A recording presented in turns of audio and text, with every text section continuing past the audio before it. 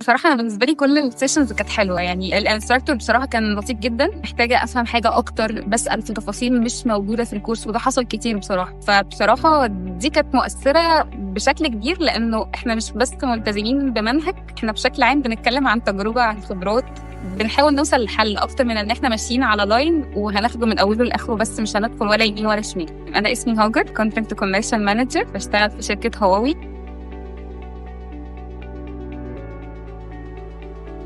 انا الباك جراوند بتاعتي مش انجينيرنج، مش ليجل، فكنت حاسه ان انا محتاجه افهم اكتر المور ديتيلز من جهه متخصصه تشرح لي الكلام بشكل واضح بالعربي. عشان كده وقع اختياري على كورس الكوميرشال كونتنت.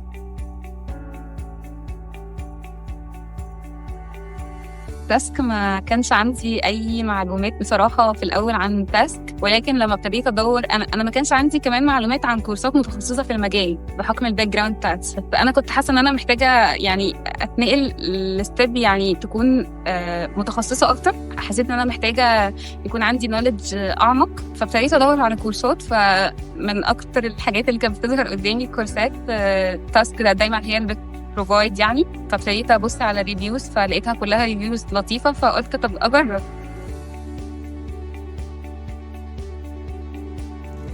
هي كانت بالنسبه لي تجربه مميزه بصراحه. كنت الحمد لله حتى اثناء الكورس انا كنت اوير باغلب البروسيس، لانها هي بشكل كبير ريليتد بالشغل بتاعي، فانا انفولد فيها. بس هي لما اتشرحت لي تاني كان بشكل مختلف، فرسخت المعلومات بشكل احسن في دماغي. حتى حسيت ان هي رتبت لي دماغي اكتر، يعني انا ماسكه السايكل بتلف ازاي، بتروح فين، بتيجي منين، بشكل اكتر من اللي انا كنت واصله له بناء على خبرتي في الشغل يعني.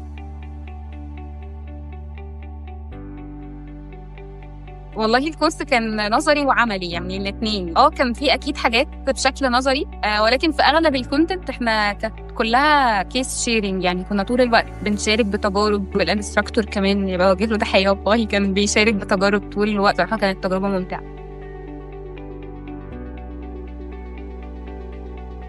بصراحة أنا بالنسبة لي كل السيشنز كانت حلوة، يعني الانستراكتور بصراحة كان لطيف جدا، محتاجة أفهم حاجة أكتر بسأل في تفاصيل مش موجودة في الكورس، وده حصل كتير بصراحة. فبصراحة دي كانت مؤثرة بشكل كبير، لأنه إحنا مش بس ملتزمين بمنهج، إحنا بشكل عام بنتكلم عن تجربة، عن خبرات، بنحاول نوصل لحل أكتر من إن إحنا ماشيين على لاين وهناخده من أوله لآخره، بس مش هندخل ولا يمين ولا شمال.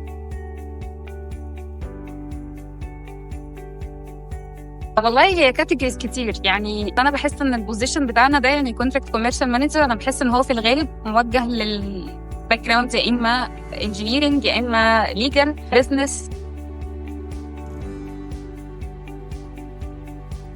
التفاعل كان كويس جدا، كانت استاذه شهيناز طول الوقت بترد علينا. حتى انا فاكره وقت الامتحان كان عندي مشكله في الاكونت، ما كنتش عارفه لوج ان، وكلمت استاذه شهيناز، كان يوم جمعه حاجه زي كده، لان انا بشتغل طول الاسبوع، فهي دي كانت فرصتي ان انا احاول امتحن يعني. هي فعلا حاولت تساعدني يعني، فلا مشكوره جدا استاذه شهيناز، شكرا.